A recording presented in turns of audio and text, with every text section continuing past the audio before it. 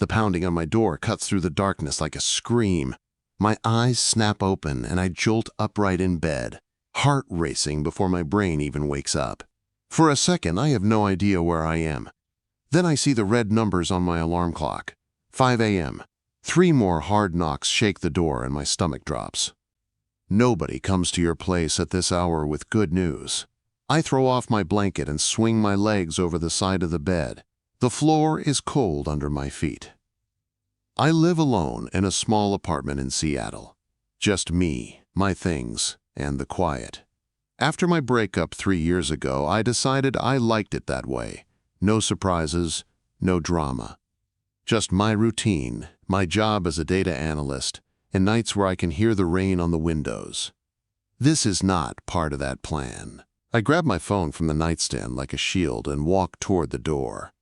My old gray t-shirt hangs off one shoulder. My sweatpants are wrinkled. My hair probably looks like a bird made a home in it. I do not look ready for visitors, especially not at 5 a.m.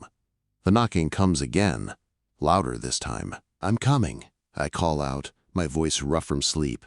The hallway light outside my apartment has been half dead for months. The building manager keeps saying he'll fix it and never does. When I press my eye to the peephole, I only see a blurry shape. Too tall to be a kid, too still to be drunk. "Who is it?" I ask. My hand hovers over the lock, but I don't turn it yet. My neighborhood is not the worst, but it's not the best either. Random visitors at this hour usually mean trouble. There's a long pause. For a second, I think maybe whoever it is left. Then I hear a voice I know, only it sounds wrong. Shaky, thin, almost broken. "Nathan, it's Victoria." My brain freezes. Victoria, as in Victoria Brennan, as in the CEO of the entire tech company where I work. The woman who runs all-hands meetings with 200 people in the room like it's nothing. The woman whose name is on every big email. The woman people lower their voices around in the hallway. That Victoria is standing outside my apartment. At 5 a.m. I unlock the door fast and pull it open. The sight in front of me knocks the air out of my lungs. She looks nothing like the powerful woman I see at the office. Her blonde hair is falling out of a messy ponytail. Her mascara is smeared in dark streaks down her cheeks. Her eyes are red and puffy like she has been crying for hours. The sharp green eyes that usually scan reports and spot problems in seconds look empty and tired. "Victoria," I say. I forget to call her Ms. Brennan. "What happened? Are you okay?" She doesn't answer right away. Her gaze moves over me, taking in my t-shirt, my bare feet, the half-awake mess I am. Then her eyes slide past me into my apartment, to the small living room and second-hand couch and stack of books on the coffee table. When she finally speaks, her voice is so soft I almost miss it. "Can I come in?" Every logical part of me starts yelling at once. This is my CEO. A woman so high above me on the company chart that we hardly ever speak. Letting her into my home alone at 5 a.m. feels like the start of a very bad idea. What if someone sees her? What if this is some kind of test? What if I screw this up and lose my job? But then I look back at her face, at the pain in her eyes, at the way her shoulders are pulled in like she is trying to hold herself together by pure force. And I can't say no. I step back and open the door wider. "Yeah," I say quietly. "Come in." She walks past me, and I catch the smell of expensive perfume mixed with something sour and heavy. Wine, maybe.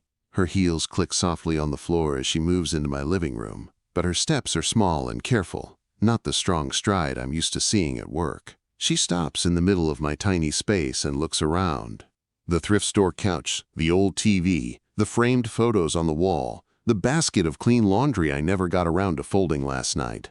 Suddenly I see my life through her eyes. My whole world could probably fit inside her walk-in closet. "I'm sorry," Victoria says, turning toward me. "I shouldn't be here. I don't know what I was thinking. This is completely wrong. I should go." She takes a step toward the door. Without thinking, I move and block her path. "Victoria, wait." I keep my voice low and gentle, the way I used to talk to my ex, Emma, when she came home after a bad day. "You came here for a reason. Whatever it is, you don't have to leave. Just talk to me." She stares at me for a long moment. I can see the fight in her eyes. Part of her wants to run. Part of her is begging not to. Then her shoulders drop and she lets out a slow breath. "I had a date tonight," she says. She lets out a laugh that has no joy in it. God, that sounds so stupid when I say it out loud. I'm 41 years old and I'm crying about a bad date like I'm 16. "Sit down," I say, pointing at the couch. "Please, let me make some coffee." To my surprise, she listens. The same woman who gives orders to hundreds of people sits on my cheap couch like she's afraid she'll break it. She perches right on the edge, her back straight, her hands folded tight in her lap. I go into the kitchen and start the coffee maker. The old machine rattles and wheezes, but the sound is comforting. I bought it after Emma left, when I was trying to rebuild my life with what little I had. It feels strange using it now for my CEO. "How do you take your coffee?" I call out. "Black, 1 sugar," she answers. Her voice sounds a little steadier now. I pour 2 mugs and bring them back. I hand one to her and sit in the armchair across from her. Not too close, not too far. "Thank you," she says. She wraps both hands around the mug like she's cold, even though the room is warm. She takes a sip and closes her eyes for a second. "This is good coffee," she says quietly. "Just grocery store stuff," I say. "Nothing special." She opens her eyes and really looks at me. I feel like she's searching for something in my face. "His name was Marcus," she says suddenly. "Marcus Chun, venture capitalist, big office downtown, drives a Tesla, of course. We met at some networking event 3 weeks ago, right after my divorce papers were finalized." I stay quiet. Sometimes people just need space to let the words out. "We went to this fancy steakhouse," she continues. "White tablecloths, one of those places where you can smell the price. He spent 2 hours talking about himself, his money, his contacts, his opinions. Every time I tried to speak, he would smile, nod, and then keep going like I had never opened my mouth. I can see it in my head. Some guy in a perfect suit, proud of his own voice. Then during dessert, Victoria says, her voice dropping, he leaned in and told me he respected ambitious women. That it was. Attractive, honestly. But he said men still need to feel important. He said maybe, if we were in a relationship, he could handle the big decisions, and I could focus on the smaller things so I wouldn't stress about important things so much. Quote, "My jaw tightens. I didn't throw my drink in his face," she says. "I wanted to, but I didn't. I put down my fork, told him the evening was over, paid for my own meal, and walked out like the calm, professional CEO everyone expects me to be." "Good for you," I say. "And I mean it." "Is it?" She laughs again, but it breaks in the middle. Her eyes shine with fresh tears. "Because I sat in my car for almost an hour after that. He's the 3rd man in 2 weeks who made me feel like I'm too much. Too successful, too opinionated, too independent, too everything." Her voice cracks. "My ex-husband said the same thing, that I cared more about the company than our marriage, that I was married to my work, not to him. And maybe he was right. Maybe I built this whole career and lost everything that actually matters." "That's not true," I say. My voice comes out firmer than I expect. "How would you know?" she snaps, then looks away. "Sorry, I shouldn't talk to you like that." "It's okay," I say. "You're upset." I lean forward a little. For what it's worth, anyone who makes you feel like you're too much is really just saying you're more than they can handle. That's their problem, not yours. She looks back at me, surprised. Something softens in her face. "How do you do that?" she asks quietly. "Do what?" "Say exactly the right thing." She studies me. "You've been doing it since I got here. No questions about why, no judgment, just calm." I shrug. "I don't know. I just try to treat people like people. Not job titles, not positions. Just people having a rough night." Quote, "She is quiet for a moment. That's why I came here," she says finally. Her fingers tighten around the mug. "Or one of the reasons." My heart speeds up. "What do you mean?" She takes a breath and sets the coffee down. Then she stands. I stand too without thinking. We're only a few feet apart now. "I went home after that date," she says. to my perfect penthouse with its perfect furniture and perfect view. I stood there in the dark and realized I couldn't remember the last time I felt happy. Not proud, not successful. Happy. She looks up at me, and for the first time, I see fear in her eyes. I thought about work, she says, about people there. And I realized you're the only person in that whole building who treats me like I'm human. You hold the elevator. You say good morning like you mean it. You stopped one night to ask if I was okay when I was working late. Nobody else did. I remember that night. I remember how tired she looked behind the glass walls of her office. I looked up your address, she admits. In the employee system. I know that's wrong. But I needed to see this. A life that makes sense. A person who seems real. She takes one small step closer. My heart hammers against my ribs. You're the only person I wanted to talk to, she whispers. The only one I trusted not to see just the CEO. Her hand lifts slowly, giving me plenty of time to move. I don't. Her palm rests flat on my chest, right over my heart. The heat of her touch burns through my thin t-shirt. I know she can feel how fast my heart is beating. I can feel it, she says softly. So maybe I'm not the only one feeling something. She is right. I feel something too, I say, my throat tight. But I'm scared. You're my CEO. If this goes wrong, I don't just lose you. I lose my job, my safe little life, everything I built after Emma left. Quote. Her face falls, but she nods. So what do we do? She asks, because I can't act like this isn't real. We're careful, I say. We don't decide everything at 5 in the morning when you're hurt and I'm half asleep. We take time. We think. We don't rush. Her eyes close and a tear slips down her cheek. I came here hoping you'd tell me I was crazy, she whispers. That would have been easier. I know, I say, but I've never been good at easy. We stand there in my small living room, the sky outside, turning from black to gray, her hand still on my chest, both of us caught between fear and something that feels a lot like hope. And I know, with a sharp, sudden clarity, that nothing about my life is going to be simple after this morning. Monday morning feels wrong from the moment I wake up. The sky over Seattle is gray like always, but everything inside me is loud and restless. I make coffee. I drink half of it without tasting it. My apartment smells like her perfume even though she left hours ago. Her empty mug is still on my table like proof that I did not dream any of it. At work, I get there 15 minutes early, like I always do.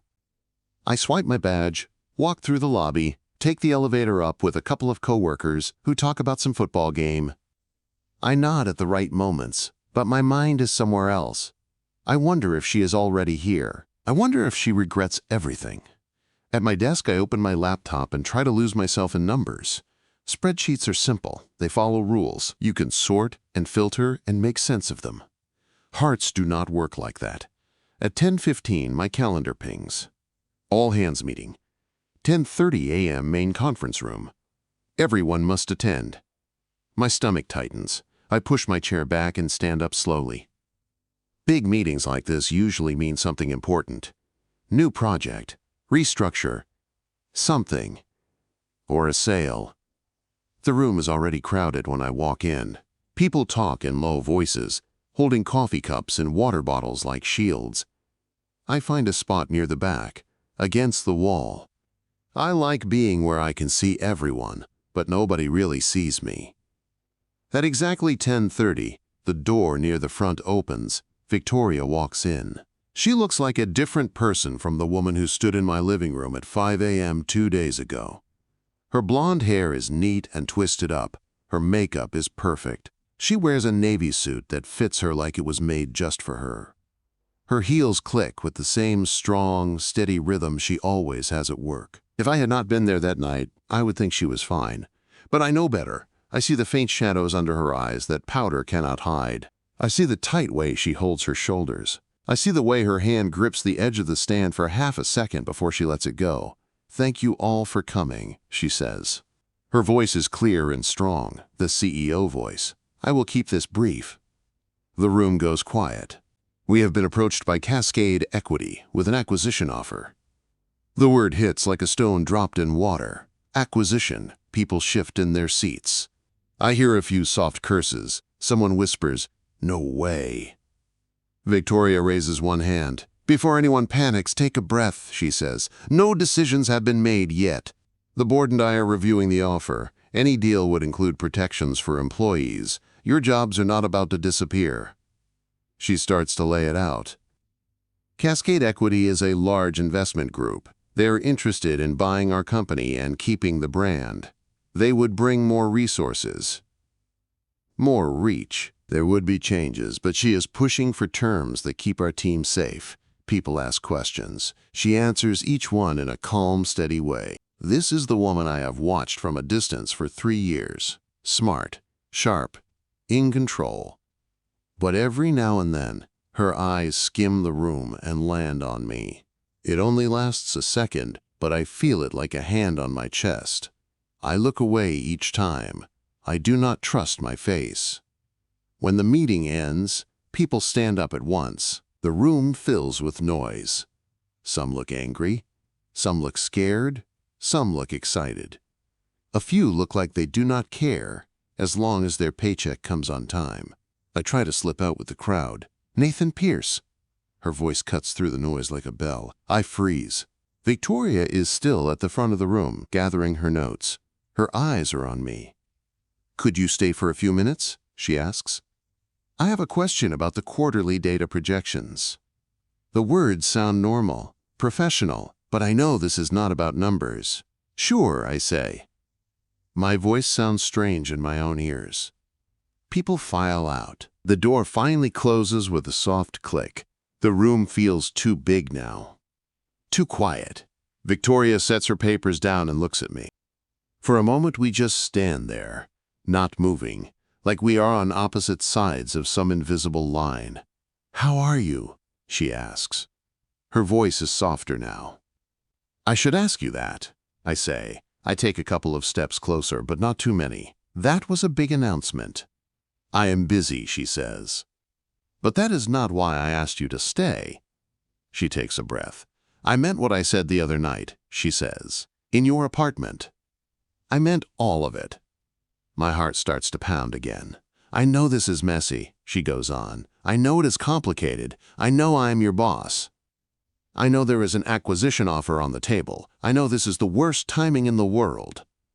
Her eyes lock on mine. But pretending nothing happened is not something I can do. I swallow. My mouth feels dry. "What do you want me to say?" I ask. "I want you to tell me the truth," she says quietly. "I want to know if I am alone in this. Did you feel anything that night, or was it just me living in my head?" The words hit hard. There it is. The simple, dangerous question. I could lie. I could say it was a strange night and nothing more. It would be safer. I could go back to my quiet life with my old coffee machine and my secondhand couch and my safe distance. But when I look at her, I see more than my CEO. I see the woman who sat on my worn couch with her hands wrapped around a cheap mug. The woman who told me she was tired of feeling like she was too much for everyone. The woman who put her hand on my chest and felt my heart race. "You are not alone," I say. My voice is barely more than a whisper. I felt it too. Something in her relaxes, just a little. Her shoulders drop. Her eyes shine. "Then why are we standing this far apart?" she asks, softly. I let out a breath I did not know I was holding. "Because I am terrified," I say. "Because you just announced a possible acquisition that could change your whole life. Because my life is about paying rent on time and keeping my head down. We live in different worlds, Victoria. So we build a bridge," she says. The answer is simple to her. People do it every day. "I had a girlfriend once," I say. "She left because I chose a quieter life. She said I had no ambition, that I was happy being average. I am still scared of hearing that again. I am scared of being not enough, especially for someone like you." Her face softens at that. "I am not your ex," she says. "I am not going to punish you for knowing what you want, for wanting balance. That is something I wish I had known sooner." I move a little closer. We are only a few feet apart now. Even if you mean that, I say, there is still the boss and employee thing, the power, the risk. If this goes wrong, it does not just hurt us. It could hurt my career, your reputation, the company. She nods slowly. I know, she says. I have thought about that more than you know. Silence stretches between us. Along the walls, company posters talk about growth and innovation. The projector screen behind her shows the last slide from the meeting, the company logo glowing bright. You said we should be careful, she says. You were right, we should be. But I also know I walked into your apartment at the worst moment of my life, and you were the only person I wanted to see. Her voice trembles just a little. So here is my question, she says. Can you live with pretending none of that happened? Can you look at me in the hallway and act like I am just your CEO and nothing more? The answer comes fast, too fast. No, I say, we both hear how honest it is. How quick. I cannot, I add. I tried to tell myself I could, but I know I would be lying. She closes her eyes for a second like she is fighting tears. When she opens them again, they are clear and focused. Then we have two choices, she says. We ignore this and try to go back to the way things were. Or we try to find a way forward that does not destroy us both. And if there is no way, I ask, then at least we were honest, she says. At least we tried. I can live with heartbreak. I cannot live with what if forever. Her words sink into me. I think of my small apartment, my old coffee maker, my safe routines. I also think of the way my heart moved when she said I was the only one who treated her like a person. I need time, I say finally. I cannot decide something like this in a conference room, not when everything is still upside down. She nods. Take the time you need, she says. I will not push you. I promise. She gathers her papers and heads for the door. My chest tightens at the idea of just letting her walk away like this. Victoria, I say. She stops and looks back. For what it is worth, I say, I wish I was braver. The corner of her mouth lifts just a little. I see more courage in you than you see in yourself, she says. I see someone who knows what he values and lives by that. That is rare. She opens the door. When she is almost out, she looks back one more time. I am not asking you to change who you are, she says. I am asking you to think about whether there is space in that life for me.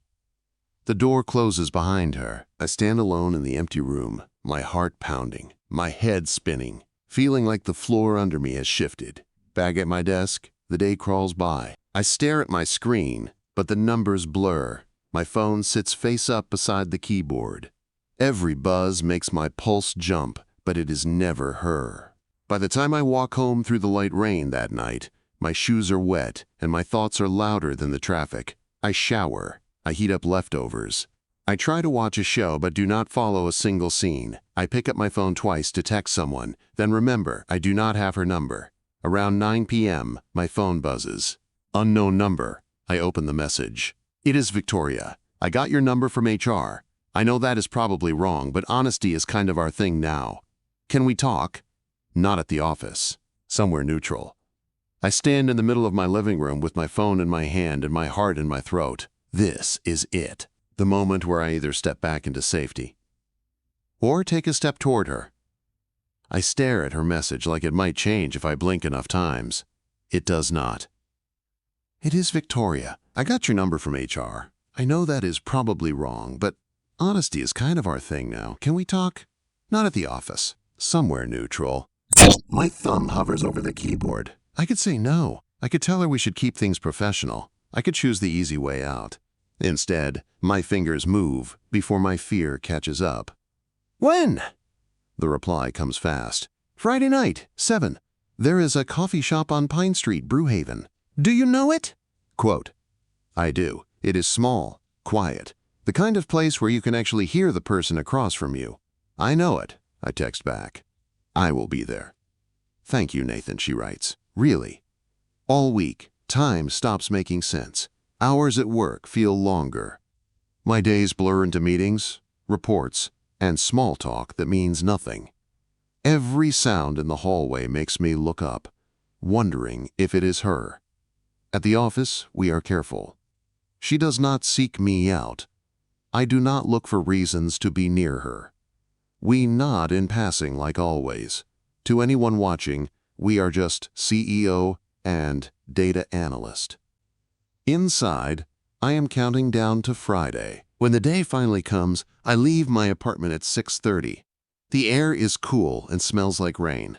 My hands will not stop shaking, so I shove them in my jacket pockets. Brewhaven glows warm through its front windows. When I look inside, she is already there. Of course she is. Victoria is early to everything. She sits at a small table in the back corner. Her blazer is draped over the chair beside her. She is wearing a simple blouse, her hair down around her shoulders. There are 2 cups on the table. My heart kicks hard against my ribs as I push the door open. The bell above it gives a soft ring. She looks up. For a second, the CEO mask I know so well slips. I see pure nerves on her face. Hope. Fear. "Hi," she says softly. "Hi," I answer, and my voice sounds rougher than I expect. I walk over and sit across from her. She pushes one of the cups toward me. "Black with 1 sugar," she says. I remembered. I take a sip. It is perfect. For a moment, we just sit there. The low hum of the coffee shop feels too normal for what this is. "I've been thinking about what you said," she begins, "about being careful." My chest tightens. I brace myself for the words that will end this. "It was a mistake. You were right. We should forget it." "You were right," she says. "We do need to be careful." I nod and look down at my cup. "But," she adds, and the word pulls my eyes back to her, "I have also been thinking about how I have lived my life so far. I take risks in business all the time. I bet everything on companies and deals and numbers. But when it comes to my own heart, I hide. I choose work every time because it feels safe." She lets out a slow breath. "I am tired of that," she says. "I am tired of going home to a perfect apartment I hate. I am tired of smiling through bad dates with men who only see my job. I am tired of running my life like another company to manage." Her eyes meet mine. "I cannot stop thinking about that night," she says. "Not just because I was upset, but because you saw me, the real me. You did not treat me like a boss who broke down. You treated me like a person who was hurting. I do not get that often, if ever." "I cannot stop thinking about it either," I admit. "Every time I try to focus at work, my brain just throws your face in front of me." A small, shaky smile touches her mouth. "So," she says, "I need to know. Is this something you actually want to explore, or were you just being kind that night?" "I was being kind," I say, "but not only kind." I set my cup down. My hands are not steady. "Victoria, I like you," I say. "Not the title, not the power. You. The woman who sat on my couch and said she felt like she was too much. The woman who admits she is lonely even when everyone thinks she has everything." Her eyes shine, but she does not look away. "I like you too," she says quietly. "More than I planned to. More than I probably should." There it is. The thing we have been dancing around, finally spoken out loud. "I am still scared," I say. "I am scared of losing my job. I am scared of people finding out. I am scared I will not be enough for you." "And I am scared," she says. "I am scared of hurting you. I am scared of the power imbalance. I am scared of being selfish. But I am more scared of walking away and wondering for the rest of my life what might have happened if we had tried." We sit there, fear and hope sitting between us like a third person. "What if we do try?" she asks. "What would that even look like?" I think about it for a long moment. "We start with this," I say, "talking in a coffee shop. Nothing secretive, nothing shady. Just 2 people getting to know each other. Outside of work, we take it slow and honest. Inside the office, we stay professional. No flirting, no sneaking around. If at any point it feels wrong, we stop and we talk about it." Her shoulders loosen a little. "I can do that," she says, "slow and honest." I like that. "And one more thing," I add. "No big physical moves until we both feel ready. No doing something in the heat of the moment and then regretting it." Her cheeks flush, but she nods. "Agreed," she says. "So we are doing this," I say. "I think we are," she answers. We both laugh then. It is soft and surprised, like we did not expect to feel this light. We stay there for over an hour. We talk about small things at first. Her coffee order, my favorite takeout place, the best time to walk by the waterfront when the crowds are low. Then we move into bigger things. She tells me she grew up in a small town in Oregon, raised by a single mom who worked 2 jobs. She talks about how she pushed herself through school and business and every promotion because she was scared of ending up with nothing. I tell her about my dad in construction and my mom who ran a little bookstore that never really made money but always felt like home. I tell her about Emma, about leaving the startup with its 80-hour weeks and big promises to come to her company for something more steady, and how Emma saw that as failure. Emma wanted a version of success that made sense to her, Victoria says. That does not mean she was right. Still hurt, I say. I know, she answers. When we leave Brewhaven, the sky is dark. The city lights reflect off wet pavement. She walks with me to the corner. Thank you, she says, for coming, for listening, for being brave. Quote, I do not feel brave, I say. You showed up, she says. That counts. We do not hug, we do not kiss. We just stand there for an extra second, both of us wanting more and choosing not to rush it. Over the next weeks, a strange new rhythm shapes my life. At work, nothing changes on the surface. I sit at my desk, I run reports, I send emails. In meetings, I listen while she speaks at the front of the room. We are careful. No long looks, no private jokes, no extra attention. But outside the office, everything is changing. We start with simple things.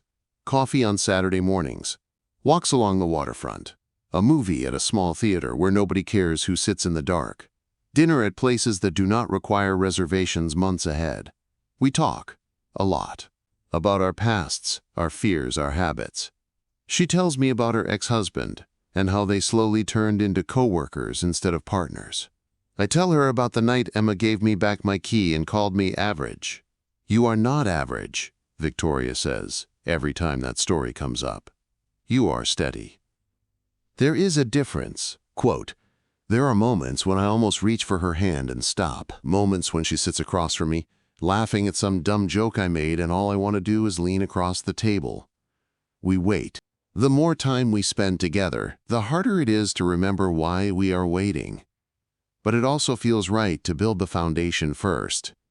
At the same time, the acquisition talk heats up. Some days she is pulled into back-to-back meetings with lawyers and board members. She leaves the office looking more tired than I have ever seen her. One night, after a long day, she shows up at my apartment again. This time, it is not 5 in the morning. It is 8 at night. Her hair is pulled back. She looks drained.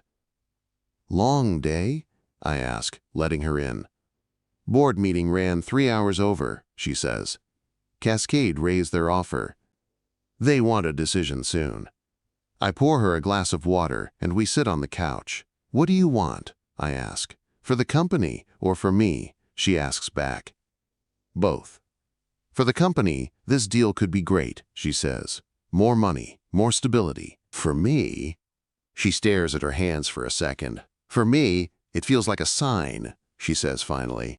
Like a door opening and asking me if I am brave enough to walk through it.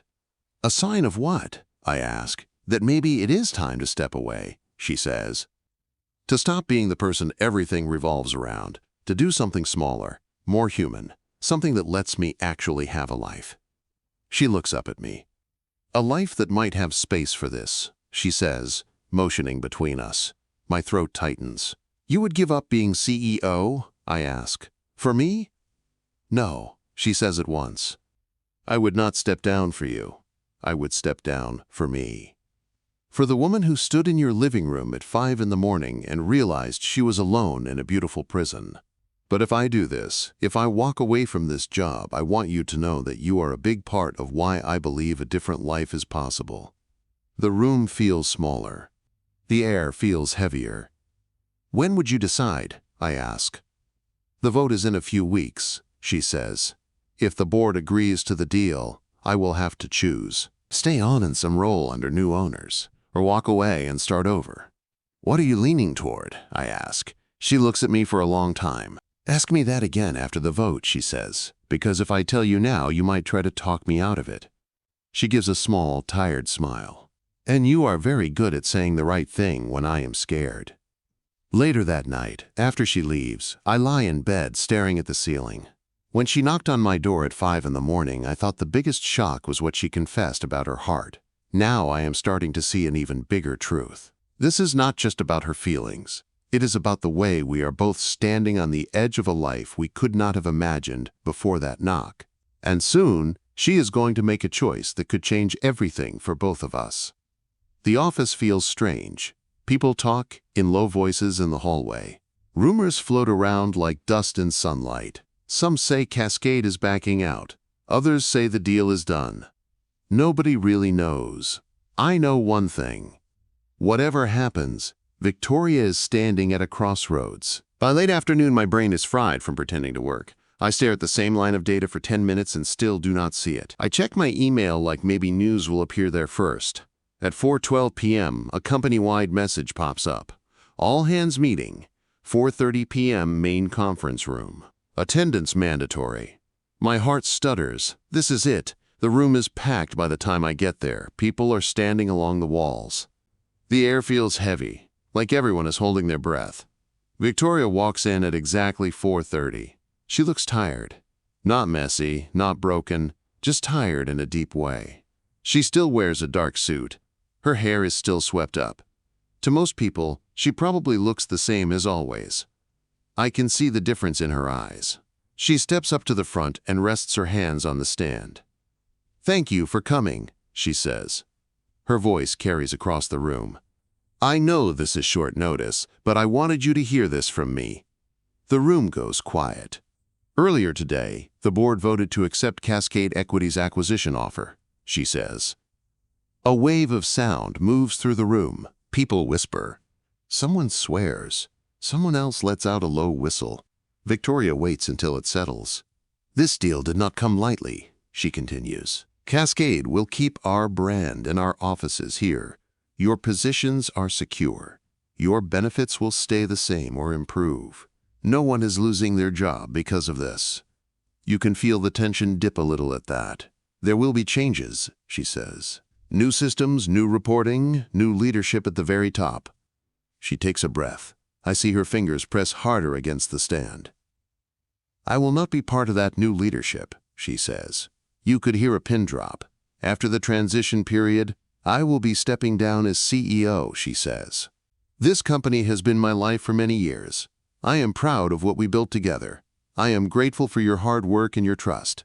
But it is time for me to turn the page and start a new chapter." "What will you do?" someone calls from the front. She gives a small, real smile. "Sleep," she says. The room laughs, and some of the tension breaks. "After that, I am starting a consulting firm. I want to help smaller companies with their strategies. Less boardrooms, more human meetings." Her eyes move across the room. For a second, they land on me. My chest feels tight. "I know change is scary," she says, "but I believe this can be good for all of you.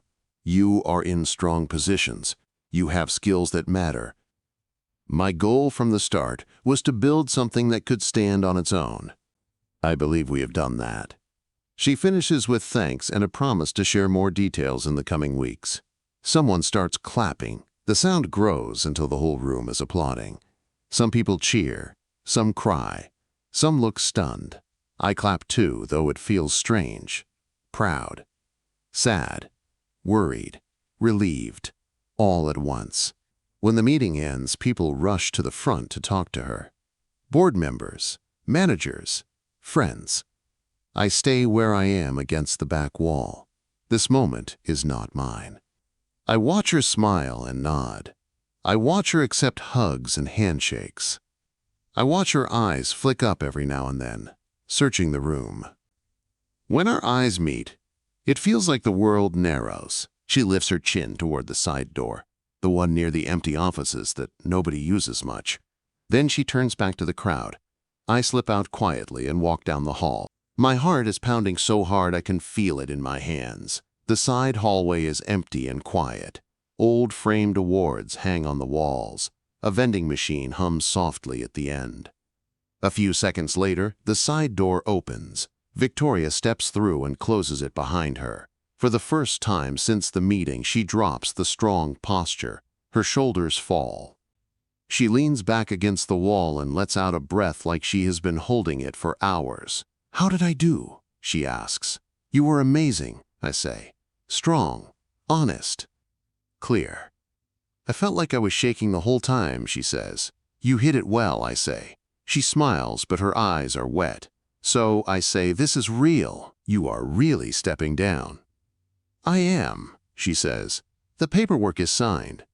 In a few months, I will just be a name on the history page of the company website." "How do you feel?" I ask. She laughs softly. "Scared," she says. "Relieved. Sad. Free. All at once. Like I jumped off a cliff and I am waiting to find out if I have a parachute or just very bad timing." We stand there in the quiet, the weight of her choice pressing in around us. "I did not do this for you," she says. "I need you to hear that. I would never put that on you." "I know," I say, "and I do. But," she adds, "I did it because of what being with you has shown me. You made me see a different kind of life, one that is not all about power and control, one that has room for slow mornings and real conversations. That part is for me." She pushes off the wall and takes a small step closer. "The part that is for you," she says, "is this." She looks up at me. Her green eyes are open and raw. No boardroom mask now, just Victoria. "In a few months," she says, "I will not be your CEO. There will be no boss and employee line between us. No conflict of interest. If we decide to be together, then it will be just us. Two people choosing each other." My heart slams against my ribs. "What if I do not want to wait a few months to say what I feel?" I ask. "Then say it now," she whispers. I take a breath that feels like it goes all the way down to the floor. "I love how you think," I say. "I love that you see people, even when you pretend you do not have time. I love that you came to my door when you were broken instead of hiding in that big apartment. I love the way you listen when I talk about my boring life like it is something important." My voice shakes, but I keep going. "I am falling for you, Victoria," I say, slowly and deeply and in a way that scares me. But I am. Her lips part. Tears spill over and slide down her cheeks. "You are not the only one," she says. I tried to fight it. I told myself you were younger, that you worked for me, that it would ruin everything. It did not matter. I kept thinking about you, about your quiet strength, about the way you hold space for other people. I am falling for you too, Nathan." She says my name like it means something more now.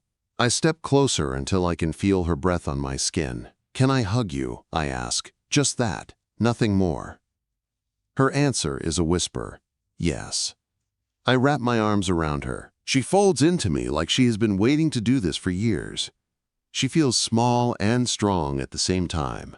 I rest my chin on the top of her head. She presses her face against my chest. For a while, we just stand there. No words, no plans. Just two people in a quiet hallway holding on to each other while the world shifts. When we finally pull back, she looks up at me with a shaky smile. "I owe you a proper first date," she says.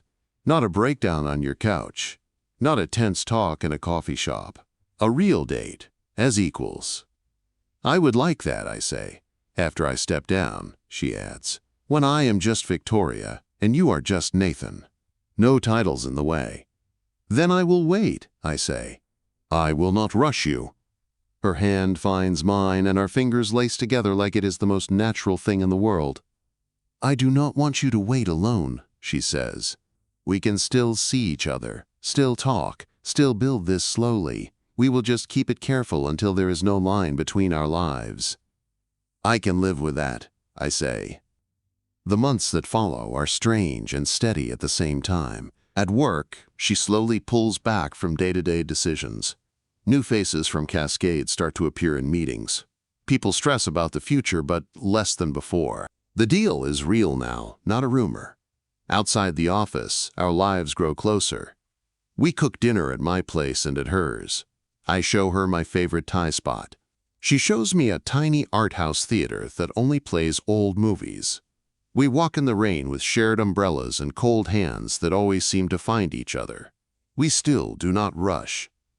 We talk more than anything about what we want our futures to look like, about her consulting plans, about my quiet dreams I never said out loud before. "You could do freelance data work," she says one night as we sit on my couch with takeout boxes on the table. "Pick your projects, choose your hours. You have the skills." "I like the security of a paycheck," I say. "I know," she answers. "But security does not have to mean stuck. We can build something safer and freer for you." The way she says we sends a warm wave through me. Her last day comes on a clear Friday. There is a small farewell party in the big conference room. People give speeches. The board presents her with a framed plaque and a photo of the company's first office. She says all the right things, thanks everyone, reminds them the company is in good hands. She smiles for pictures. I stand near the back with my paper plate of cake and watch her say goodbye to the life she built. When it is over and people drift back to their desks, I stay behind to help clean up. I toss cups and wipe tables, glad to have something simple to do. "Always helping," she says from the doorway. I look up. She stands there with her hands in her pockets, the room empty behind her. "Old habits," I say. She walks toward me. Her suit jacket is off now. She looks less like a CEO and more like a woman at the end of a long, heavy chapter. "So," I say, my heart beating fast, "are you still my CEO?" She smiles. "Not as of an hour ago," she says. "As of now, I am an unemployed woman with a big plan and a lot of free time." "Sounds scary," I say. "It is," she answers. "But I am not scared of the right things anymore." She stops in front of me. We are close, closer than we have ever stood in a work building. "Remember what I said in the hall?" she asks, "about wanting to go on a real date with you when we were just us." "I remember," I say. She takes a slow breath. "Nathan," she says, "would you like to go out with me tomorrow night? As my date, not as my employee, just as the man I am falling for." I do not even try to hide my smile. "Yes," I say, "I would love to." Her eyes shine. "One more thing," she says. "I know we said we would take it slow, and we have, but there is something I have wanted to do for months now." Her voice drops just a little. "Can I kiss you?" she asks. My heart jumps into my throat. "You do not even have to ask," I say, "but I am glad you did." She steps forward and lifts her hands to my face. Her fingers are gentle against my skin. I rest my hands on her waist, light, ready to pull back if she wants. She rises on her toes and presses her lips to mine. The kiss is soft at first, careful, questioning. Then, slowly, it deepens. All the months of holding back, all the late-night talks, all the what-if, and maybe settle into this one simple truth. We fit. When we finally part, we are both breathing a little harder. Her forehead rests against mine. I can feel her smile. "That," she says, "felt a lot like the start of a new chapter." "Yeah," I say quietly, "it did." We leave the building together. For the first time, she does not walk ahead of me as the boss. We walk side by side, out into the cool Seattle air, two people with no idea exactly what comes next. But for the first time in a long time, I am not scared of not knowing. Because the knock at my door at 5 in the morning did more than wake me up. It tore open a life I thought was fixed in place and showed me something I never expected. A woman who seemed untouchable, standing on my doorstep with tear-streaked mascara and a heart full of fear. A choice between staying safe and taking a chance, and a future that starts with a simple, terrifying, wonderful truth. I do not want the quiet life without her in it.